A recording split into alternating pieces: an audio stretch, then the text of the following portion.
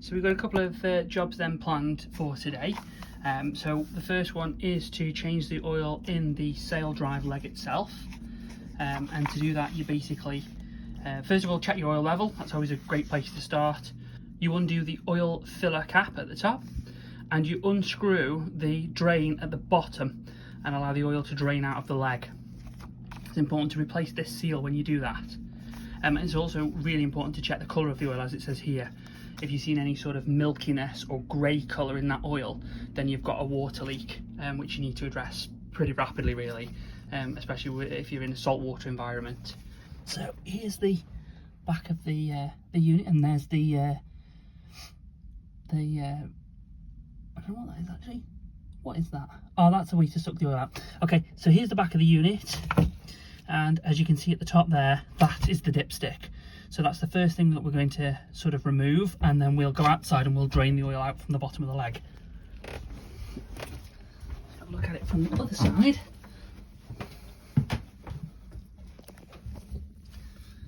Come in this way, and here you can see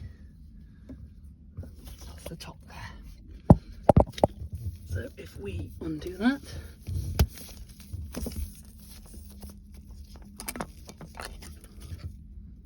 and our oil's looking good, but we will just do another check on when that comes out.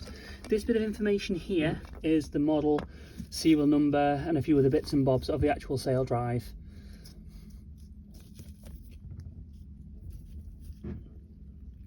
And we've got a 130S model, version A.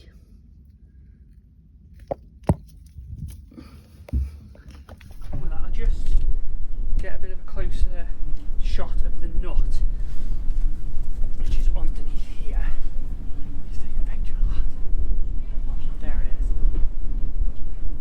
is. So I'll pop that in so everyone can see.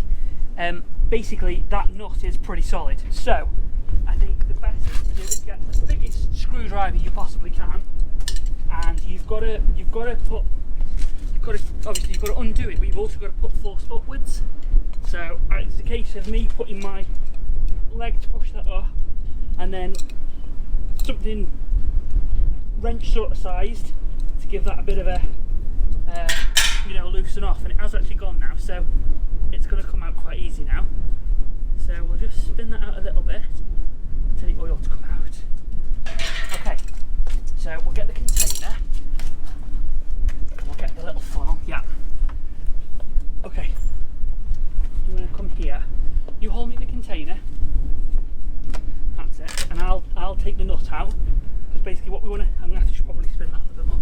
What we want to try and do is not get oil everywhere, and also not lose the nut in there. So let's just take that out a little bit more. Okay, come a bit closer now. Go. Okay, and if you look at the colour, that's the perfect colour.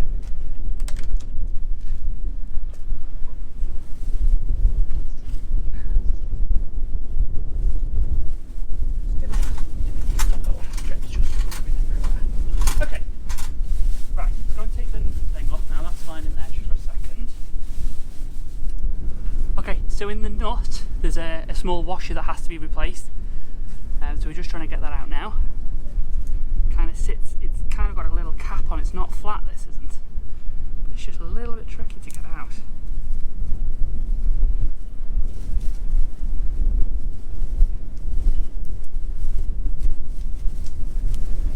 There you go.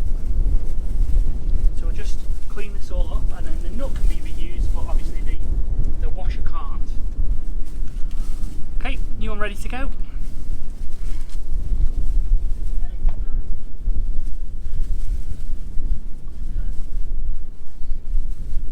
little bit more oil coming out. Okay, and the nut is going back in.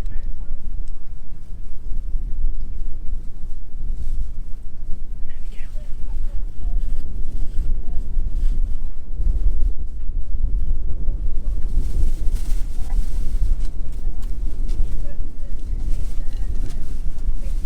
But when we had a problem with the oil being milky, it wasn't the fact that the seal was gone here. The seals were actually gone in the end of this. So make sure that's nice and tight in there. Oh, I just did. So I've put 3 litres of oil now in here, and as you can see, I'm just on the dipstick, on the low mark of the dipstick, sorry. So I need to top that up a little bit more really. That's a little bit low. In the older manuals they do say to use obviously the transmission fluid, which they don't use anymore, as you can see, look. So we just need to top that up a little bit. That's okay for now, that's fine. So we'll screw that down, but before we sort of do anything, we will top that up. But that's basically it. So that's the oil change done on that. We obviously did the video before of the oil change on the engine. So there'll be a video link in the top corner for that one. And then we've got a couple of other things coming up for engine bits and bobs. So we will document that as we go.